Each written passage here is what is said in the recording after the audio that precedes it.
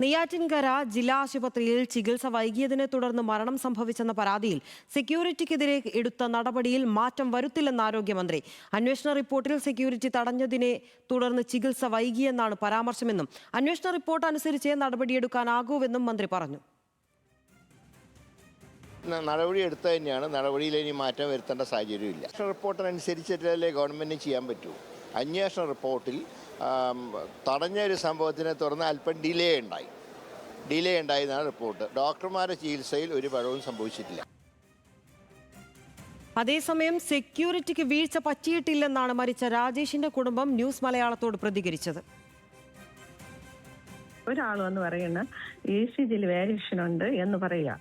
എന്റെ ഹസ്ബൻഡ് ഒന്ന് ടെൻഷൻ അടിക്കാണ്ടിരിക്കാൻ വേണ്ടിയിട്ടാണ് ഞാൻ പറഞ്ഞത്. പക്ഷെ പെട്ടെന്ന് തന്നെ കുഴഞ്ഞു വീണ്. അപ്പോൾ ECG എടുത്ത് കഴിഞ്ഞതേ ഉള്ളൂ. അപ്പോൾ ഇനി എന്തോ പറയാ, മെഡിക്കൽ കോളേജിലേക്ക് എന്തെങ്കിലും റെഫർ ചെയ്തിട്ടുണ്ടെന്ന് പറഞ്ഞു. ആംബുലൻസ് വരാൻ വൈകിട്ടിരിക്കുകയെന്ന് പറഞ്ഞു. ആംബുലൻസ് എടുക്കുന്നില്ല, കോൾ അറ്റൻഡ് ചെയ്യുന്നില്ല എന്ന് പറയുന്നുണ്ട്. അപ്പോ വീണ ആ സമയത്ത് പെട്ടെന്ന് അവരെ ഒരു ട്രീറ്റ്മെന്റ് കൊടുത്തില്ല. അതാണ് എനിക്ക് വിഷമം. ഞാൻ വന്നപ്പോൾ എന്റെ ഹസ്ബൻഡിന് വന്ന് കണ്ടപ്പോൾ ആ സ്റ്റേജ് മാത്രമേ ഞാൻ കണ്ടിട്ടുള്ളൂ. ആ സെക്യൂരിറ്റി കയറ്റി വിടാത്തത് അത് എനിക്കറിയേണ്ട ആവശ്യമില്ല. സെക്യൂരിറ്റിയുടെ മേലെല്ലാം പഴിയും കൊണ്ടിടും പോലെ നിങ്ങൾക്ക് തോന്നുന്നുണ്ടോ? അങ്ങനെ തോന്നി. അവരുടെ പേരിലാണ് വെറുതെ കൊണ്ടിടുവാന്ന് എനിക്ക് തോന്നുന്നു.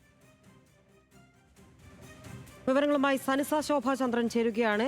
സനിസ, കൃത്യമായി പറഞ്ഞാൽ രോഗി മരിച്ചതിൽ സെക്യൂരിറ്റിയുടെ തലയിൽ പഴിചാരി ആശുപത്രി കൈകഴുകുന്നു. ആ റിപ്പോർട്ടിനെ സർക്കാർ അംഗീകരിക്കുന്നു, അങ്ങനെയല്ലേ മനസ്സിലാക്കേണ്ടത്?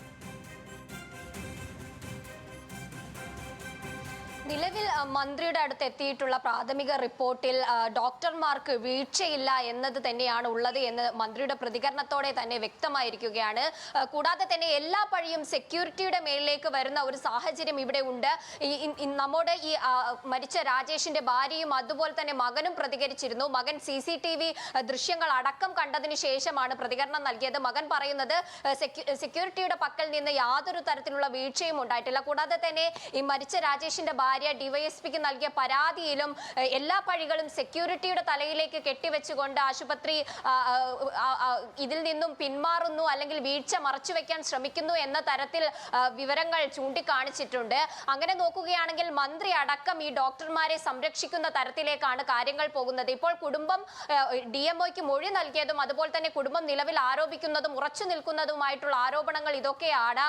ഈ കുഴഞ്ഞു വീണതിന് ശേഷം ഈ രോഗിക്ക് രാജേഷിന് പെട്ടെന്ന് തന്നെ ഡോക്ടർമാർ വന്ന് ചികിത്സ നൽകിയില്ല, CPR നൽകിയില്ല, രാജേഷിനെ പരിശോധിച്ചില്ല. കൂടാതെ തന്നെ മെഡിക്കൽ കോളേജിലേക്ക് റെഫർ ചെയ്തിട്ടുണ്ടെങ്കിൽ പോലും ആംബുലൻസ് വൈകി എന്ന 2 ആരോപണങ്ങളാണ് പ്രധാനമായും ഇപ്പോൾ കുടുംബം ആരോപിക്കുന്നത്. ഇതേ മൊഴി തന്നെയാണ് DMOന് കുടുംബം നൽകിയത്. എന്നാൽ സെക്യൂരിറ്റിയുടെ പക്കൽ നിന്ന് വീഴ്ച ഉണ്ടായിട്ടില്ല എന്ന് രാജേഷിന്റെ ഭാര്യയും അതുപോലെ തന്നെ മകനും വ്യക്തമാക്കുന്നുണ്ട്. എന്നാൽ ഈ സാഹചര്യത്തിൽ പോലും, ഈ സാഹചര്യം അടക്കം നമ്മൾ മന്ത്രിയെ അറിയിച്ചിട്ട് പോലും എടുത്ത നിലപാടിൽ നിന്ന് മാറ്റമില്ല, എടുത്ത നടപടിയിൽ നിന്ന് മാറ്റമില്ല എന്ന് തന്നെയാണ് മന്ത്രി വ്യക്തമാക്കുന്നത്. കൂടാതെ തന്നെ ഈ സെക്യൂരിറ്റി ഇയാളെ രാജേഷിനെ തടഞ്ഞു എന്തായാലും സെക്യൂരിറ്റിയുടെ മേൽ എല്ലാ പ്രശ്നങ്ങളും പഴിചാരിക്കൊണ്ട് ആശുപത്രി കൈയൊഴിഞ്ഞിരിക്കുകയാണ്. അത് സർക്കാർ അംഗീകരിച്ചിരിക്കുകയാണ്.